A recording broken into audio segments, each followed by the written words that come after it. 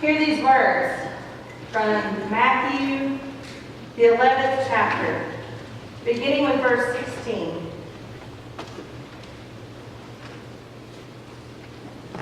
To what will I compare this generation? It's like a child sitting in the marketplaces calling out to others. We played the flute for you and you didn't dance. We sang a funeral song and you didn't mourn. For John came neither eating nor drinking, and they say he has a demon. Yet the human one came eating and drinking, and they say, look, a glutton and a drunk, a friend of tax collectors and sinners. But wisdom is proved to be right by her works. Skipping down to verse 25. At that time Jesus said, I praise you, Father, Lord of heaven and earth, because you've hidden these things from the wise and intelligent and have shown them to babes. Indeed, Father, this brings you happiness. My Father has handed all things over to me. No one knows the Son except the Father, and nobody knows the Father except the Son, and anyone to whom the Son wants to reveal him. Come to me, all you who are struggling hard and carrying heavy loads, and I will give you rest. Put on my yoke and learn from me. I'm gentle and humble, and you will find rest for yourselves.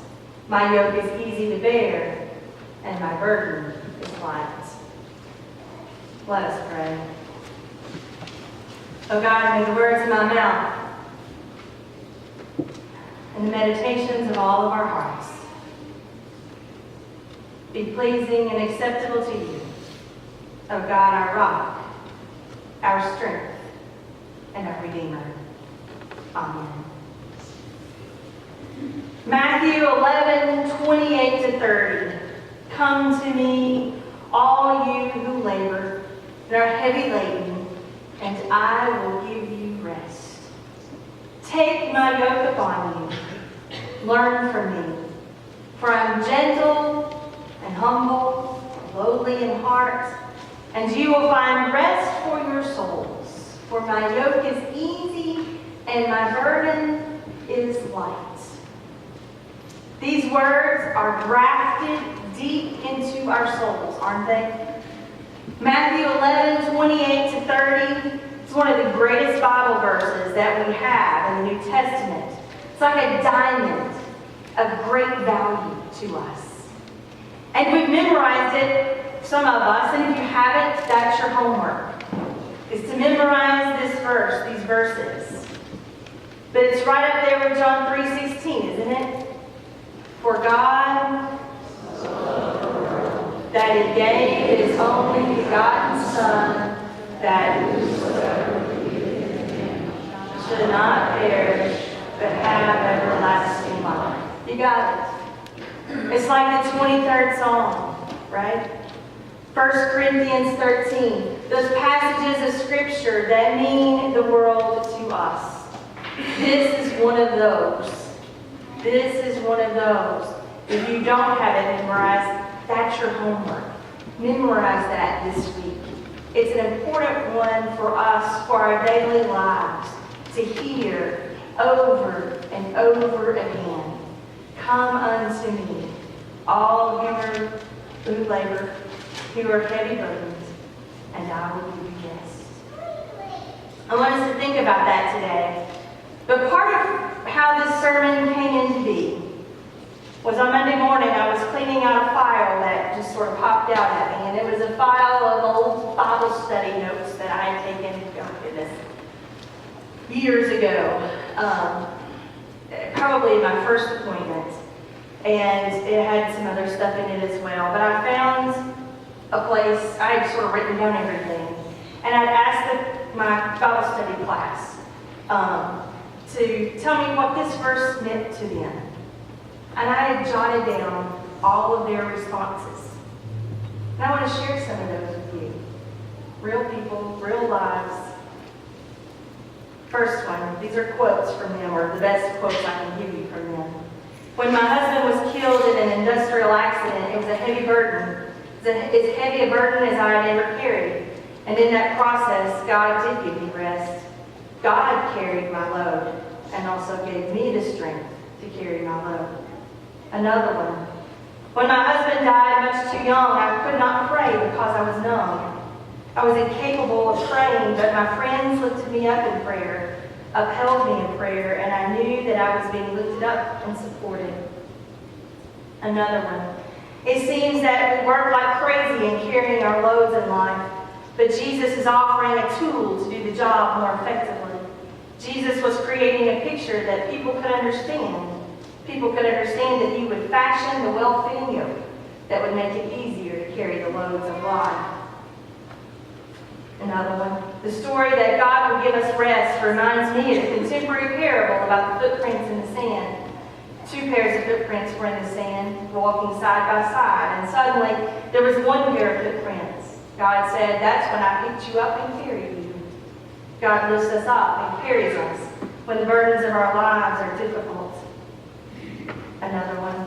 When our daughter was murdered, we could not have coped without the Lord and the love of friends and pastors. The list goes on and on. I have a full page of quotes from people in this particular congregation, there were 3 of them, of what that text means to them. It means no matter what happens, God will be with me. It means that in times of trauma, friends lift us up. Friends are the hand of God. When the stress of everyday life becomes too much, coming to God in prayer is a great relief. When the doctor told me I had 3 years to live, the prayers that I prayed made me feel a huge burden was lifted off my back. And that was 11 years ago. And just a side note, she's still alive today. But let's look at this text. Matthew 11:28-30. Come to me, all who are heavy burdened, and I will give you rest. To look at that text, we've got to look at the context, the situation that it's placed in. And the 11th chapter is right before the 12th chapter. And what Jesus is trying to do is give an invitation before we hear about what's going on in chapter 12. The Pharisees were doing some big stuff. We hear that the Pharisees were making religion very complicated and very difficult for the people. Their kind of religion was a big, heavy yoke that was placed around the people's necks. Their religion consisted of no's and don't do this and don't do that. Their religion was no, no, no, no, no, and don't, and nix, nix, nix, nix, nix. Theirs was a religion of 600 religious laws and rules and rituals and regulations that people were not to do. For example, in Matthew 12, Jesus and his disciples were walking through a field of grain on the Sabbath day, and his disciples were picking grain in order to eat it, in order to have a meal. And the Pharisees were upset that the disciples were picking grain because it was the Sabbath holy day. How ridiculous, right? No, no, no, no, no. Don't you pick grain on the Sabbath and eat it, even if you're hungry. No, no, no, no, no. How ridiculous. How absurd. How foolish. The next story, the Pharisees objected to Jesus healing a man who had a withered hand on the Sabbath holy day. Nobody was to heal on the Sabbath holy day, right? How ludicrous. How ridiculous. How silly. No, no, no, no, no. Don't heal a man on the Sabbath, even if his hand is handicapped. No, no, no, no, no. How preposterous.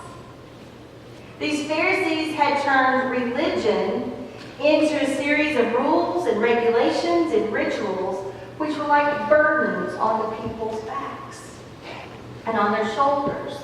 Their religion consisted of 600 no-nos and don'ts. The religion of the Pharisees had become a burden, like a heavy yoke on the people's back.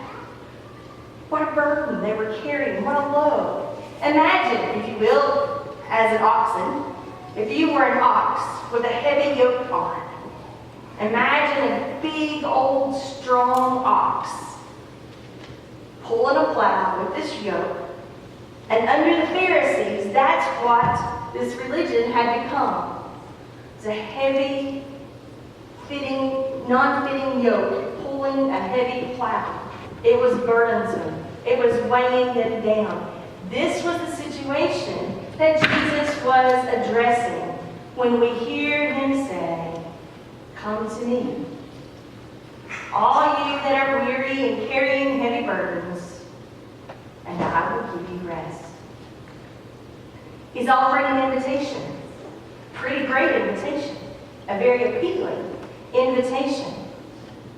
Come to me, all that are weary and carrying heavy burdens, and I will give you rest. Let's pull it apart just a little bit. Come to me. Let's stop right there. Come to me.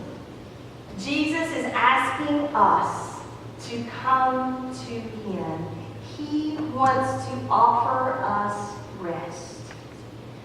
Jesus wants us to come to him. Personal invitation. Now, I like the movie Shrek. Y'all like the movie Shrek? Fess up. It's a good movie. A little crass, but it's a good movie. Shrek talks about that there's many layers in life. And you sort of have to peel back a layer of the onion, right? Same is true in Scripture. There's a level of this story where Jesus is addressing those gathered there. But there's another layer to this story where Jesus is addressing us today, here. Come to me. The invitation is for us. The next word in that sentence, come to me, all. All. All who are weary and carrying heavy burdens.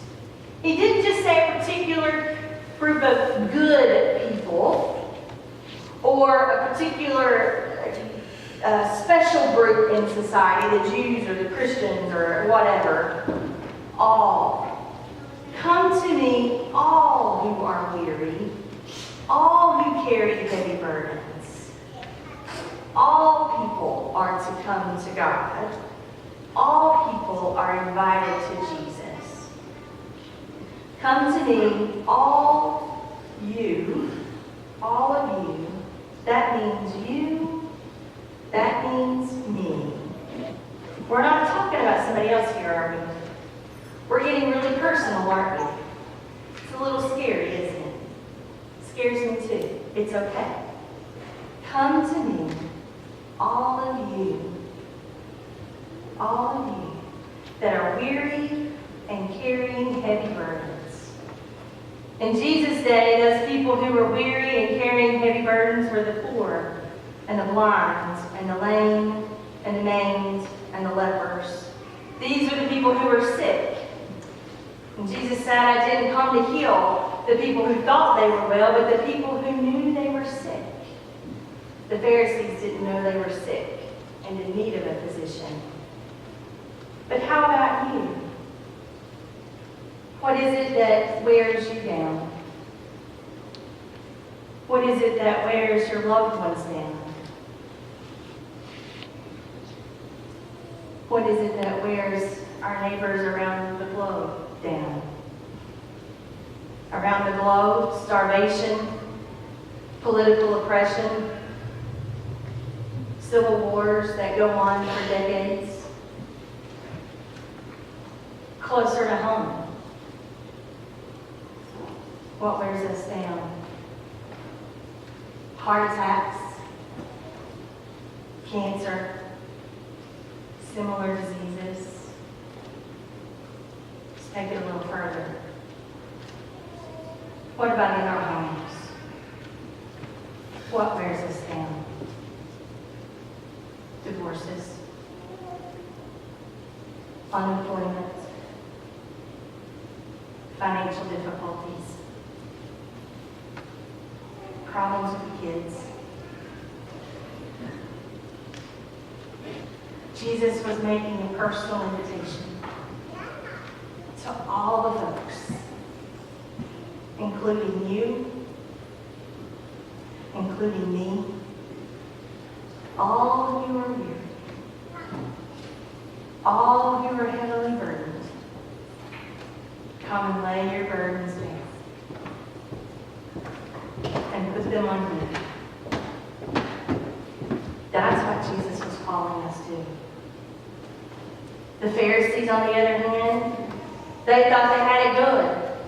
And they had no need to come to Jesus. They didn't know there was even a problem. What burdens are you carrying? What burdens are you carrying? What major burdens in your life are weighing you down? Jesus invites you to come to Him. Leave your burdens at the foot of the cross. Years ago, I remember being in Jerusalem at the Wailing Wall. And I remember all of us who gathered there wrote on a slip of paper what it was that had weighed us down, all of our burdens. And as we each got our opportunity to go to the wall and to pray, I remember all of us going up and we would roll up our little piece of paper and stick it in the crevice of the Wailing Wall. We joined millions of other little pieces of paper crammed into those cracks on that wall in Jerusalem. And I remember that. And that was good for me. That was good for us. And it was good for the millions of people who had done that through the ages. Sometimes on Ash Wednesday, I have people, we haven't done that here in the same way, but I've had people in the past write their sins and burdens down on a piece of paper. And sometimes we put that into a burning pot that symbolically symbolizes consuming our sins or our burdens. Sometimes on Good Friday, at those services, people write a note to God on a sheet of paper and we put it up on the cross. In the Old Testament, there was a scapegoat who carried away the sins of the world. In the New Testament, the teaching is that Jesus Christ is the Lamb of God who carries away our sins, the sins of the world.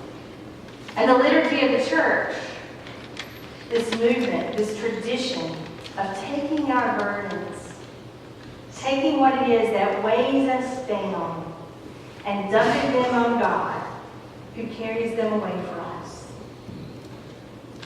It's a good invitation to you, to me. Every day, we're to bring our burdens to God, dump them on the back of Jesus, and He carries them for us. Is that not incredible? Is that not incredible?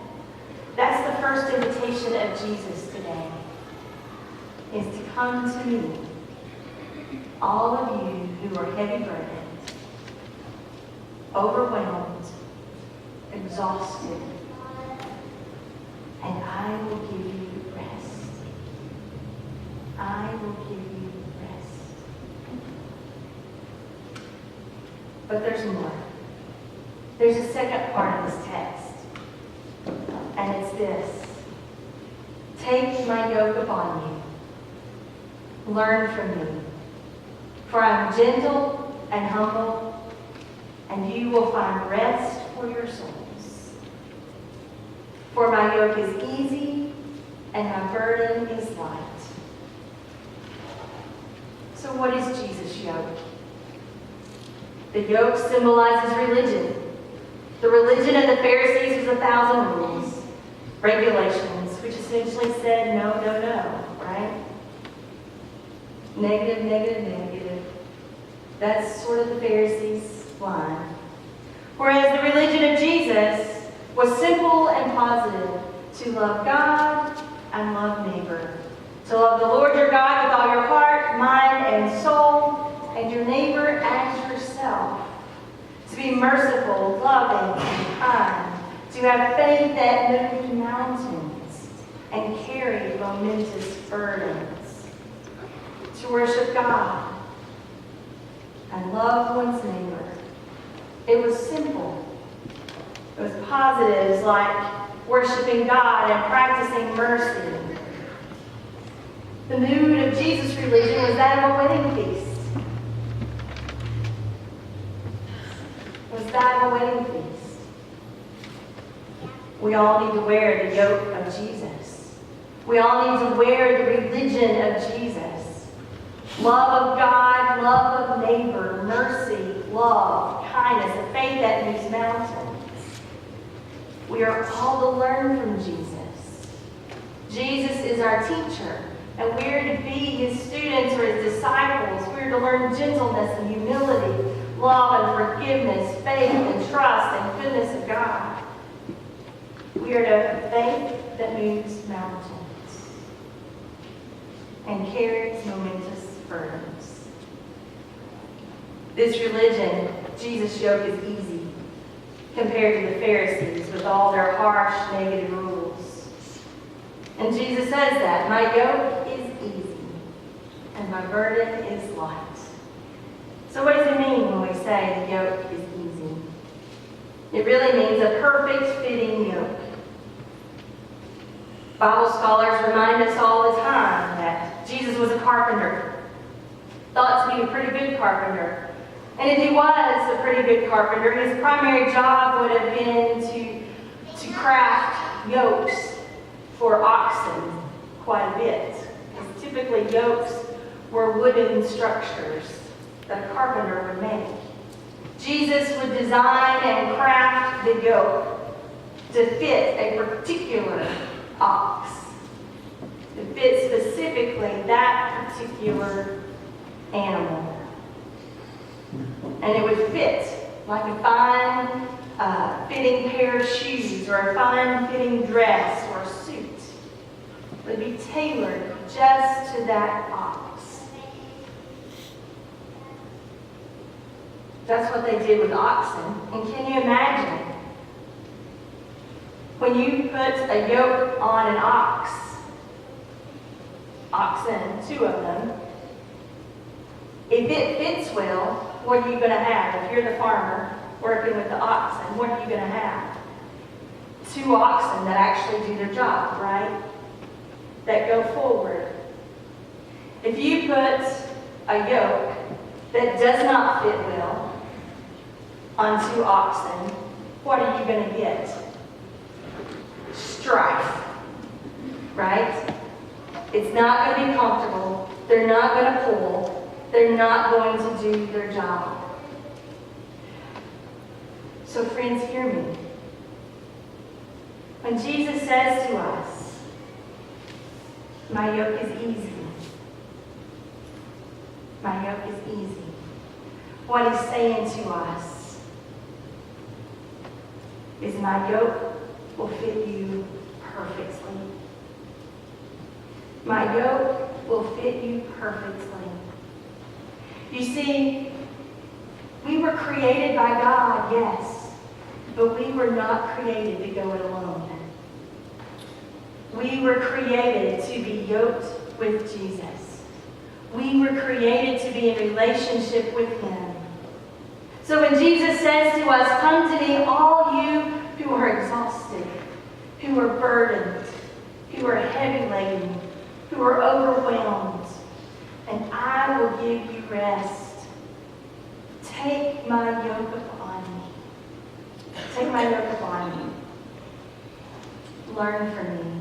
What he's really saying is here. Let me go with you. Because you see, Becky, Jesus talking to me.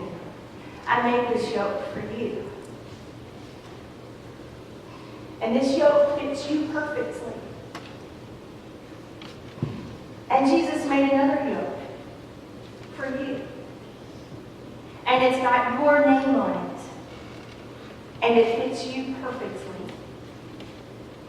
So that you never have to go alone. Isn't that awesome? Yes? We serve a God who created us to be in relationship. We serve a God who made a yoke that fits my shoulders. We serve a God who made a yoke that fits your shoulders. My yoke is easy and my burden is light. You know, it's interesting. I've had to be reminded about this myself. But when we allow ourselves to be yoked with Christ, that burden is shared, isn't it? Jesus is helping to carry it. So it's not just me trying to be the one who's carrying the couch all by myself, right? I now share the burden with Christ. Isn't that really awesome? That yoke was made just for me. The yoke was made just for you.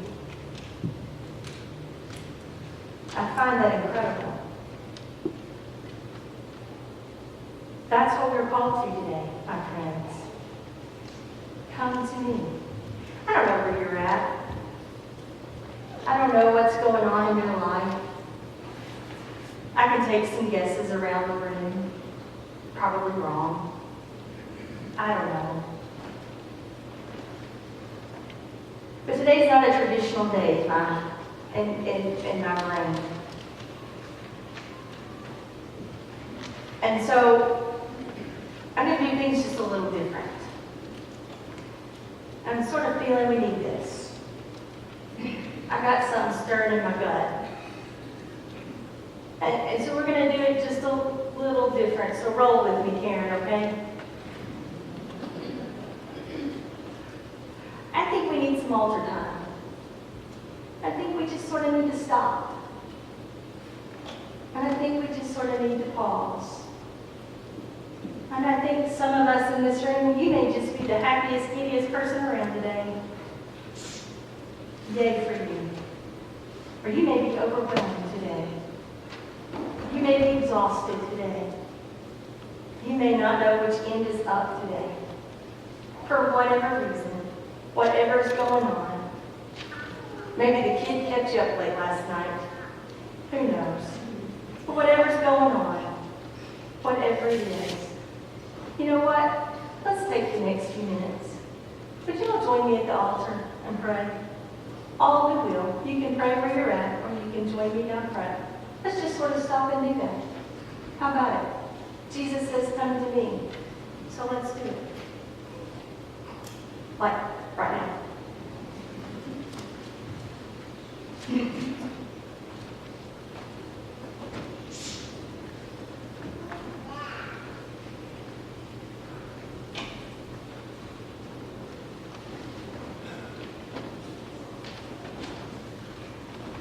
We'll pray for a moment by ourselves, and then I'll close us together.